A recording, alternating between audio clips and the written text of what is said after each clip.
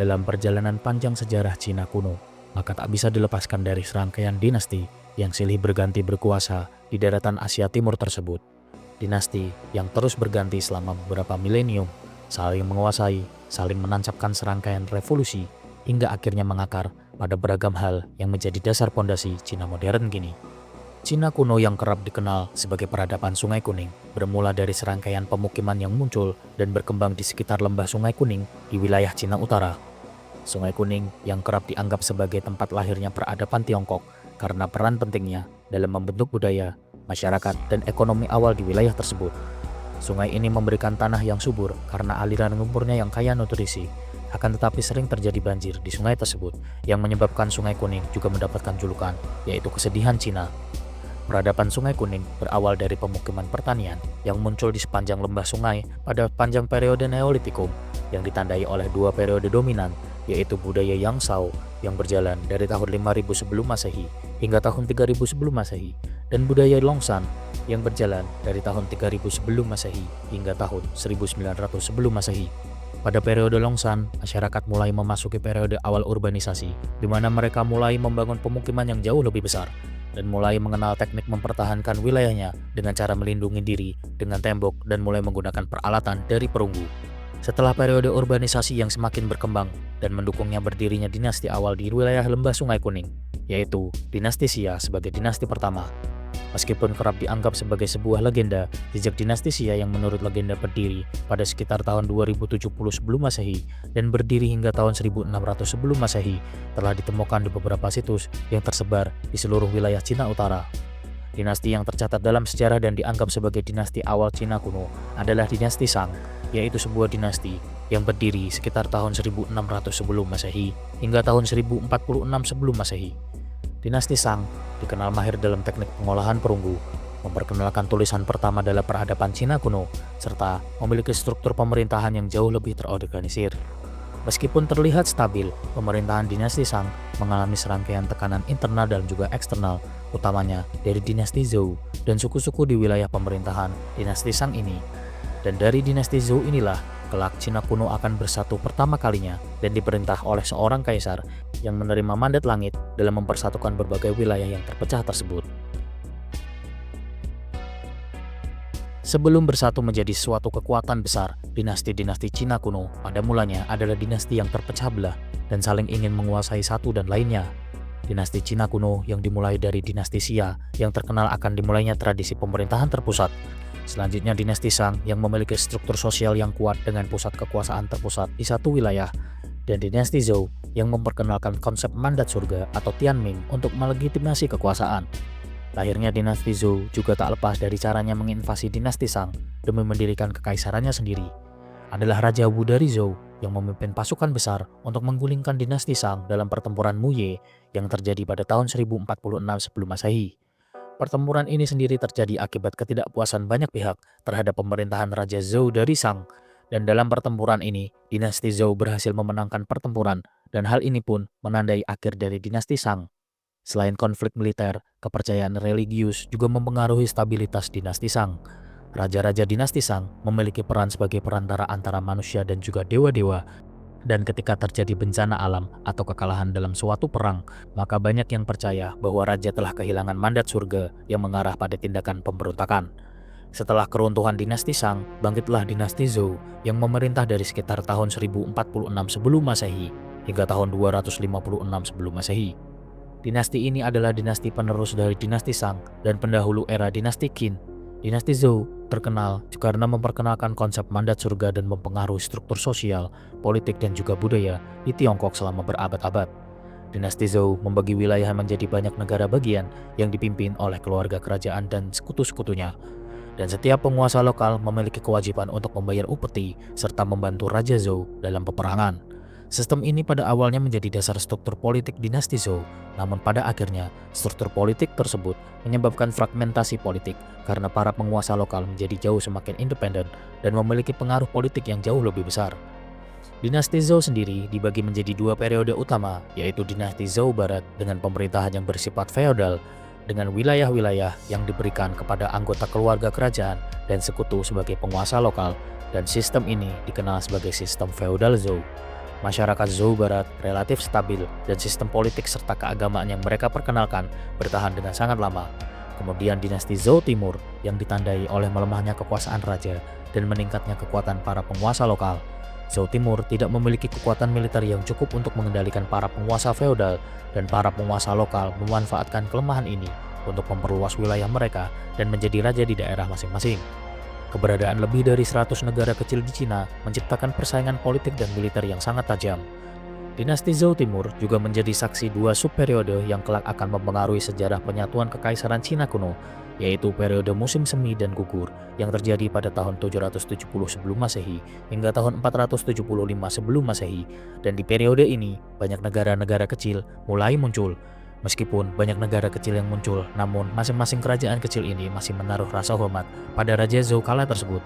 Selanjutnya, periode negara berperang atau War State Period yang terjadi dari tahun 475 sebelum Masehi hingga tahun 221 sebelum Masehi, di mana pada periode berperang ini menandai konflik intensif antara negara-negara bagian besar seperti Qin, Chu, He, Yan, Zhao, Wei, dan juga negara Han. Perang yang konstan mendorong pengembangan teknologi militer seperti penggunaan besi, artileri, dan formasi militer yang jauh lebih modern. Salah satu negara feodal, yaitu Qin, unggul dalam inovasi ini, terutama dengan adopsi sistem meristokrasi di militernya. Negara Qin membangun pasukan besar yang disiplin dan terlatih, serta didukung oleh teknologi seperti senjata besi dan infrastruktur seperti jalan dan juga kanal. Negara Qin menghapus sistem feodal serta menggantinya dengan sistem administratif yang terpusat dan membagi wilayahnya menjadi prefektur yang diawasi langsung oleh pemerintah pusat. Reformasi yang dipimpin oleh Sang Yang, yaitu politikus dari negara Qin, memperkuat negara melalui legalisme yang menekankan hukum ketat dan disiplin yang keras.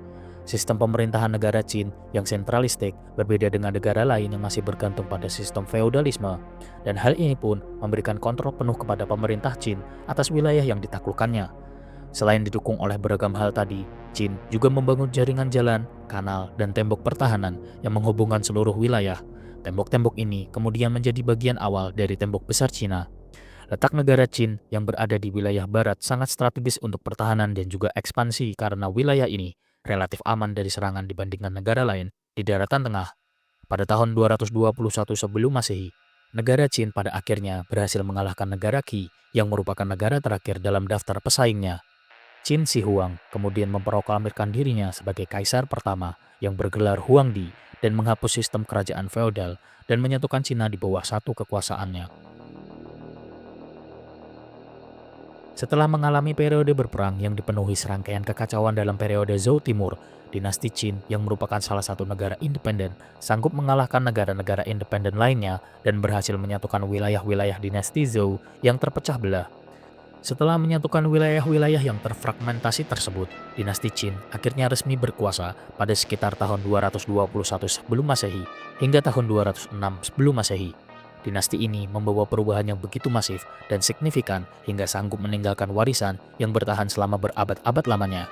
Berdirinya dinasti ini pun tak lepas dari peran sang kaisar pertama, yaitu Qin Shi Huang yang bernama asli Yin Zheng. Yin Zheng memainkan peran krusial dalam menyatukan berbagai negara berperang atau warring states di Tiongkok menjadi satu kekaisaran yang terpusat. Sebelum menyatukan wilayah Cina yang begitu luas, Yin Zhen naik tahta sebagai Raja Qin pada usia 13 tahun setelah kematian ayahnya yang terjadi pada sekitar tahun 247 sebelum Masehi. Karena usianya yang masih sangat muda, pemerintahan pun diawali oleh perwalian, terutama oleh Perdana Menterinya, yaitu Lu Buwei. Lu Buwei adalah seorang pedagang yang menjadi politisi berpengaruh di Qin, dan ia memegang kendali besar atas urusan negara selama Yin Zhen masih remaja. Namun hubungan Yin Zhen dengan Lu Buwei memburuk seiring waktu, terutama setelah Yin Zhen mencapai usia dewasa dan ingin mengambil kendali penuh atas negara Qin, dan ini mengarah kepada konflik internal. Rencana kudeta yang dilancarkan oleh Lu Buwei yang bersekongkol dengan Lao Ai berakhir dengan kegagalan, dan Lao Ai pun ditangkap dan dieksekusi selanjutnya. Sementara nasib dari Lu Buwei pada akhirnya berhasil disingkirkan dari istana kerajaan, dan pada akhirnya di usianya yang ke-22 tahun, Yin Zhen berhasil mengkonsolidasikan otoritas penuh sebagai penguasa, dan hal ini pun terjadi pada tahun 235 sebelum Masehi. Setelah berkuasa secara penuh, Yin Zhen melanjutkan kebijakan legalisme yang dirintis oleh Sang Yang untuk memperkuat negara Qin. Sistem ini menekankan hukum yang ketat efisiensi administratif, dan juga meristokrasi. Rakyat diberi sebuah tanggung jawab yang sangat berat. Akan tetapi, hasil dari tanggung jawab yang berat tersebut terhadap rakyat menjadikan kekuatan militer dan ekonomi negara Qin berkembang dengan sangat pesat. Di kala tersebut, Qin berusaha memperkuat pasukannya dengan adopsi teknologi militer terbaru seperti penggunaan senjata besi dan juga taktik yang jauh lebih modern. Ying Zheng yang berkuasa mendukung meristokrasi di tubuh militernya dan memberikan promosi kepada prajurit berdasarkan kemampuan dan prestasi individu dan bukan melalui status keluarga. Selain membangun sistem ekonomi dan pertahanan, Ying Zheng mengembangkan jaringan jalan dan juga irigasi untuk meningkatkan perdagangan dan juga produksi pangan. Pembangunan ini juga mendukung arus logistik militer Qin dan memungkinkan pasukan bergerak lebih cepat ke berbagai wilayah yang pada akhirnya mendukung serangkaian kampanye militer Qin ke negara-negara musuhnya. Dengan pondasi yang sudah sedemikian kokoh, Ying Zheng mulai melakukan serangkaian kampanye militernya demi ambisi menguasai seluruh Cina. Ying Zheng menggunakan serangkaian kombinasi seperti diplomasi antar negara, menonjolkan kekuatan militernya, serta manipulasi politik untuk melemahkan musuh-musuhnya. Strategi diplomasi Ying Zheng yang cukup licik, seperti memukul yang jauh dan bersekutu dengan yang dekat, yang pada akhirnya sanggup memecah aliansi antar negara-negara lainnya. Dengan serangkaian strateginya, rencana yang telah disusun berjalan dengan sangat mulus, yang dibuktikan dengan serangkaian kekalahan negara musuh satu persatu. Dimulai dari tahun 230 sebelum Masehi hingga tahun 220 sebelum Masehi, Ying Zheng memimpin serangkaian kampanye militer untuk menaklukkan negara-negara besar lainnya. Seperti negara Han yang berhasil ditaklukkan tahun 230 sebelum Masehi, negara Zhou yang berhasil ditaklukkan pada tahun 228 sebelum Masehi, negara Wei yang berhasil ditaklukkan pada tahun 225 sebelum Masehi, negara Chu yang dikenal kuat juga berhasil ditaklukkan pada tahun 223 sebelum Masehi, negara Yan yang ditaklukkan pada tahun 222 sebelum Masehi, dan yang terakhir, negara Qi memilih menyerah sehingga seluruh Tiongkok disatukan pada sekitar tahun 221 sebelum Masehi. Setelah berhasil mengalahkan seluruh negara yang tersebar di seluruh Cina, Ying Zheng menyatukan serangkaian negara tersebut menjadi satu kekaisaran dengan nama Kekaisaran Qin atau lebih dikenal sebagai Qin Dynasty.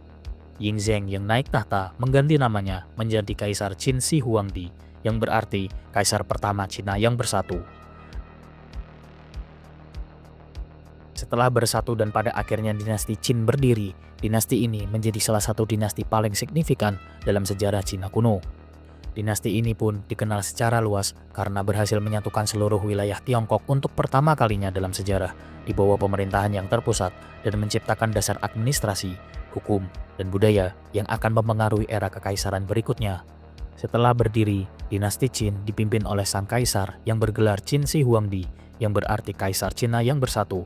Setelah bersatu, serangkaian langkah segera diambil oleh Kaisar Qin demi menyatukan nilai-nilai keberagaman dalam satu nama kekaisaran, seperti menstandarisasi sistem yang mendasar seperti mata uang, tulisan, berat, ukuran, dan sistem jalan di seluruh wilayah yang distandarisasi untuk mempermudah administrasi dan juga perdagangan. Selain itu, Kaisar Qin menghapuskan sistem feodal dan digantikan oleh sistem pemerintahan yang terpusat. Wilayah kekaisaran pun dibagi menjadi 36 provinsi dan masing-masing provinsi diawasi langsung oleh pejabat yang diangkat langsung oleh sang kaisar. Selain serangkaian perubahan mendasar, Kaisar Qin juga membangun infrastruktur di seluruh negeri, membangun jaringan jalan raya yang menghubungkan seluruh kekaisaran, membangun kanal-kanal dengan tujuan meningkatkan produktivitas pertanian, dan juga proyek pembangunan tembok besar yang dimulai pada masa Kaisar Qin. Proyek ini pun menghubungkan berbagai tembok yang sudah ada sebelumnya dan membangun dengan standar yang baru untuk melindungi wilayah utara dari serangan suku-suku nomaden. Selain pembangunan tembok besar Cina, Kaisar Qin juga membangun sebuah makam raksasa yang berisikan pasukan tanah liat yang kerap dikenal sebagai tentara terakota. Kemajuan teknologi dan pembangunan infrastruktur di seluruh negeri dianggap dapat membantu meningkatkan kemakmuran ekonomi rakyat. Sistem administrasi yang terpusat juga diterapkan oleh Kaisar Qin dan terbukti menciptakan stabilitas politik bahkan setelah berabad-abad periode berperang berakhir. Namun, serangkaian kebijakannya yang sering dianggap revolusioner karena menetapkan pondasi bagi berdirinya kekaisaran selama ribuan tahun selanjutnya bukan tanpa celah. Kaisar Qin menerapkan pemerintahan yang otoriter dan berdasarkan falsafat legalisme, di mana falsafat ini menekankan pentingnya hukum yang ketat untuk menjaga ketertiban dan hukum diterapkan secara seragam tanpa memandang status sosial. Kebijakan keras, pajak yang tinggi, dan kerja paksa untuk proyek besar seperti tembok besar dan makam Qin Shi Huangdi menyebabkan penderitaan rakyat, dan ini menimbulkan banyak pemberontakan yang terjadi akibat ketidakpuasan terhadap pemerintahan Qin yang represif. Salah satu hal yang tercatat lengkap dalam sejarah tentang Kekaisaran Qin ini adalah ambisinya yang di luar nalar. Sebuah ambisi di mana ia ingin hidup 1000 tahun lamanya, dan ambisi ini pun diwujudkan dalam sebuah perintah atau mandat untuk mengumpulkan seluruh tabib di pelosok negeri. Setelah berhasil mengumpulkan para tabib, Kaisar mengutarakan ambisi hidupnya untuk hidup 1000 tahun lamanya, dan karena ia sangat takut pada kematian. Dan hal ini pun menghabiskan banyak waktu serta sumber daya untuk mencari ramuan keabadian. Kaisar sering berkonsultasi dengan para alkemis dan tabib yang memberinya berbagai ramuan dan obat-obatan, dan beberapa di antaranya mengandung merkuri yang diyakini menjadi salah satu penyebab kematian karena keracunan merkuri. Kaisar menenggak cairan merkuri yang dipercaya sebagai obat panjang umur yang justru membunuhnya secara perlahan. Namun ambisi tak masuk akal tersebut justru mengarah pada kematian sang kaisar yang terjadi pada tahun 210 sebelum Masehi. Pada tahun 210 sebelum Masehi, Qin Shi Huang memulai perjalanan inspeksi ke timur Tiongkok. Tujuannya adalah untuk memeriksa wilayah kekaisarannya, memastikan hukum kepatuhan berjalan di masyarakat, serta mencari petunjuk lebih lanjut tentang keabadian. Tetapi takdir berkata lain, di tengah perjalanan, sang kaisar jatuh sakit parah dan lantas ia meninggal di sebuah tempat bernama Shakyu yang berada dekat kota Xingtai di provinsi Hebei saat ini. Setelah kematian sang kaisar, perlahan kekaisaran mengalami masa kemunduran. Qin, meskipun dikenal sebagai dinasti pertama yang berhasil menyatukan Tiongkok, namun mengalami kejatuhan yang cepat setelah kematian sang Kaisar Agung Qin Shi Huang pada tahun 210 sebelum Masehi. Kejatuhan ini dipicu oleh kelemahan kepemimpinan, ketidakpuasan rakyat, dan juga serangkaian pemberontakan besar-besaran. Setelah kematian sang kaisar, para pejabat istana termasuk kepala Kasim, yaitu Zhao Gao, dan Perdana Menteri Li Shi memasukkan surat wasiat kaisar untuk mengangkat putra bungsunya, yaitu Qin Ersi, sebagai kaisar. Putra sulung yang jauh lebih kompeten dipaksa untuk bunuh diri, sehingga Qin Ersi bisa naik tahta meskipun tanpa pengalaman atau kemampuan memimpin. Karena ketidakkompetenan Qin Ersi, kebijakan Kaisar Qin Shi Huang yang dikenal keras dilanjutkan olehnya, seperti melanjutkan kebijakan pajak tinggi, kerja paksa untuk proyek-proyek besar seperti tembok besar, dan penindasan-penindasan terhadap rakyat yang justru semakin meningkatkan rasa ketidakpuasan rakyat terhadap pemerintahan. Serangkaian ketidakpuasan tersebut menimbulkan bibit-bibit pemberontakan yang akhirnya menghasilkan serangkaian gerakan pemberontakan yang dimulai pada sekitar tahun 209 sebelum Masehi. Serangkaian pemberontakan tersebut dimulai oleh Chen Sheng dan Wu Guang, dua petani yang terpaksa melawan setelah dihukum berat karena gagal memenuhi tugas mereka akibat badai. Meskipun pemberontakan mereka gagal, namun pemberontakan mereka berhasil memicu gelombang pemberontakan yang jauh lebih luas di seluruh wilayah Tiongkok. Setelah pemberontakan awal yang digagas oleh Chen Sheng dan Wu Guang, muncul dua tokoh utama sebagai pemimpin pemberontakan besar, yaitu Xiang Yu, yaitu seorang bangsawan dari Chu yang memiliki kemampuan militer yang luar biasa, serta Liu Bang, yaitu seorang mantan pejabat kecil yang mampu memenangkan dukungan rakyat karena pendekatannya yang jauh lebih lunak. Xiang Yu dan Liu Bang inilah yang sanggup memimpin aliansi besar masyarakat melawan dinasti Qin yang berkuasa.